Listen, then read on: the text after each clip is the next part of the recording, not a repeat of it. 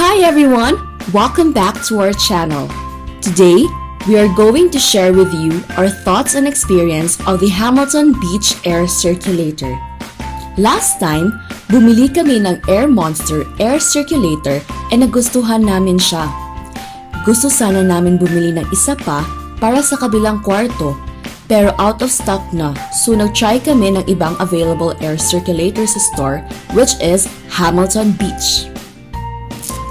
As shown in the box, it is an 8 inches air circulator, ideal for small size room, easy to use 2-speed knob, 60 degrees angle tilt, integrated handle for your convenience. Kapag bumili ka nito, may 1-year warranty siya and 7 days replacement if ever may defects. Easy to use for your comfort. Small but versatile. Now, let's do the unboxing! Pagbukas mo ng box, you will get a manual. The item, which is really secured.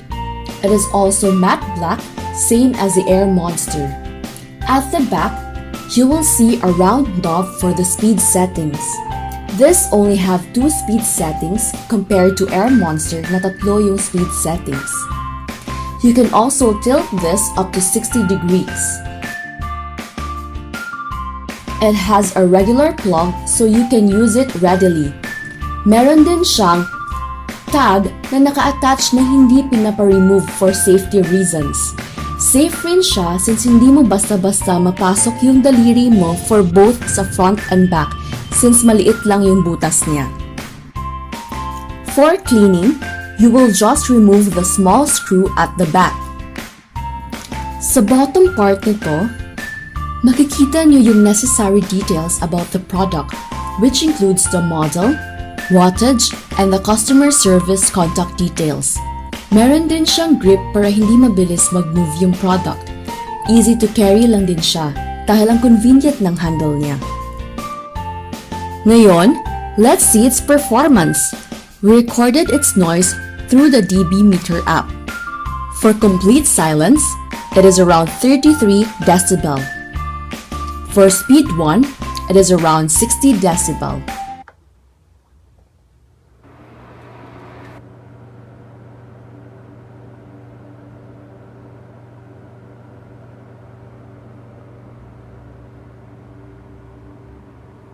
For speed 2, it is around 66 decibel.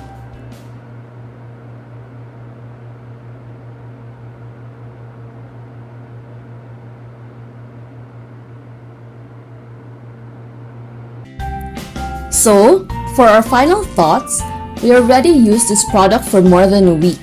So far, okay naman yung product, maganda yung design, and since this is an air circulator, mas malakas pa rin siya sa regular fan kahit maliit lang siya.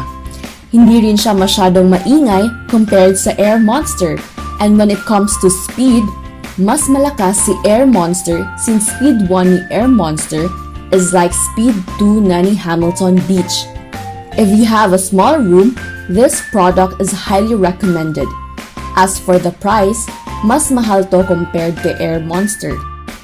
If you want to further compare this with Air Monster, please see link in the description box to check our Air Monster product review. So yun, hope you learned something in this video. Thank you so much for watching. Please like and subscribe. Bye bye!